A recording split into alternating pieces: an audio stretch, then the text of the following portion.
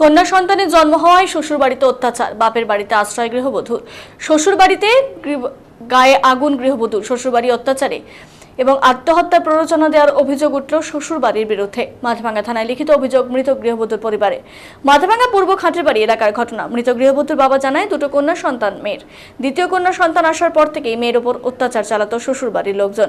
বাধ্য হয়ে মেয়ে বাপের বাড়িতে চলে আসে।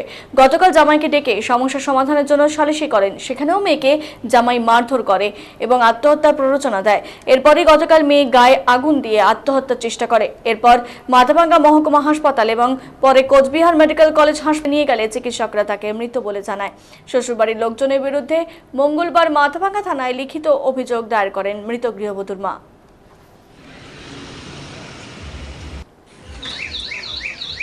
আমার মেয়ে মারা গেছে গায়ে আগুন মেরে দিয়ে, তার জন্য অভিযোগ করি। মারা গেল আমার মেয়েকে আমার জামাই দেখতে পারে না। 8 মাস আগে বাড়ি থেকে বাড়ি করে দিয়েছে। 8 মাস দীর্ঘ 8 মাস থেকে আমি বুঝতেছি আমার মেয়ের 2টা বাচ্চা আছে, একটা 6 বছর একটা 4 বছর। সব মিলে বুঝতেছি জামাই বাইরে গেছে, কোনো 1 টাকা দেয় নেই, খাওয়াই নেই। আমি ঘর যা খাওয়া দাওয়া যা আছে, বাচ্চার পড়াশোনা যা আছে আমি সব করাইতেছি। এবং উনি আসার মোটামুটি 4 থেকে 5-6 দিন হলো।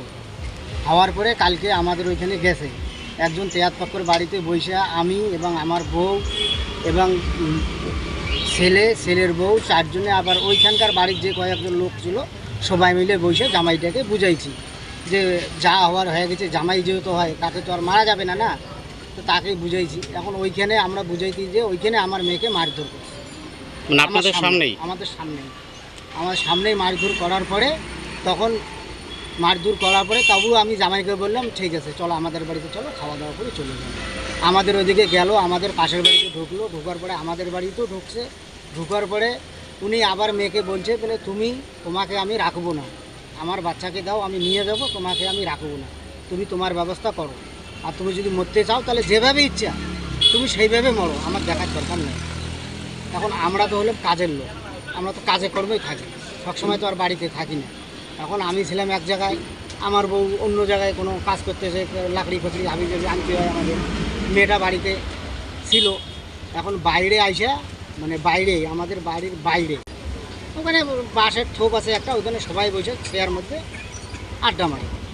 তো এখানে একালকাই ছিল, ওইখানে আগুন লাগে দিয়ে, নিজেই গায়ে আগুন ধরিয়ে দেয়। নিজে গায়ে আগুন লাগে দিয়ে ওইখানে কালকে মোটামুটি 3:30টার দিকে আগুন লাগে দিয়ে, আর মোটামুটি মাথাভাঙ্গায় হাসপাতাল নিয়ে আসছি। এখান থেকে যা পুলিশের যা তদন্ত করা হয় সেটা করতে করতে একটু মানে 7টা সাড়ে 7টা হয়ে গেছে।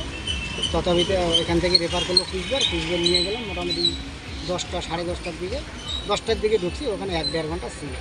মোটামুটি 11টা প্লাস হওয়ার পরে মেয়েটা আমার মারা গেল। আদি ওদের বাড়ির লোক কেউ এখন অবধি, ওদের বাড়ির লোক কেউ আমাদেরকে না ফোন করলো না কেউ আসলো যে কী ব্যাপার কী না, এখন অবধি কেউ আসেনি। সকালবেলা মালিকগঞ্জ কেউ আসেনি। এখন আমরা পঞ্চায়েত প্রধান, পঞ্চায়েতকেও জানাইছিলাম, সবাইকে জানাইছিলাম, ওরা কেউ ধরা দিতেছে না। তখন বাধ্য দশায় আমরা আজকে আসিয়া, কালকে একবার আসছিলাম তাও কেস করি নাই, আজকে আইসে তখন এখন আমি বাধ্য দশা কী করবো, এখন বাধ্য দশা আসি, আমরা আসি ডায়েরি করি। মানে চালাপোড়া করে আমি তোমাকে রাখবো না, তোমাকে আমি রাখবো না, তুমি কেমন করি তুমি কী করো। আমার মেয়ের 2টা মেয়ে, বড়োটাও মেয়ে, বড়োটা যখন মেয়ে হয়েছে তখন ওটা আমি 2.5 মাস বয়স থেকে আমি নিয়ে আসি, মানে আমাদের গ্রামের বাড়ি, গ্রামেতে মেয়ে বিয়ে দিয়েছি, নিয়ে আসি 2.5 মাস থেকে 6 বছর থেকে করতেছি। এবং দ্বিতীয়টা যখন মেয়ে হয়েছে তখন থেকে এদের জ্বালা পোড়া বেশি চালু হয়েছে জন্যই। মেয়ে সন্তান, এখন দ্বিতীয়টাও মেয়ে, প্রথম তো একটা মেয়ে আছে ওইটাকে আমি নিয়ে আসছি, তারপরে দ্বিতীয়টা মেয়ে হওয়ার পরে তখন থেকে আবার বেশি হয়েছে। এর আগে গ্রামের পঞ্চায়েত প্রধান অনেক ওদেরকে সালিশ টালিশ দিয়া রাখিয়ে দিয়ে আসছিলাম। এইবার তো ওর বাবাও বাড়িতে ঢুকতে দেয় না, উনিও বাড়িতে আসেন। আমরা এখন কি ন্যায় বিচার চাই? অভিযোগ করলেন? হ্যাঁ অভিযোগ করলাম, এখন যেটা ন্যায় হবে সেটা ন্যায় বিচার চাই আমরা। আপনার নাম কি?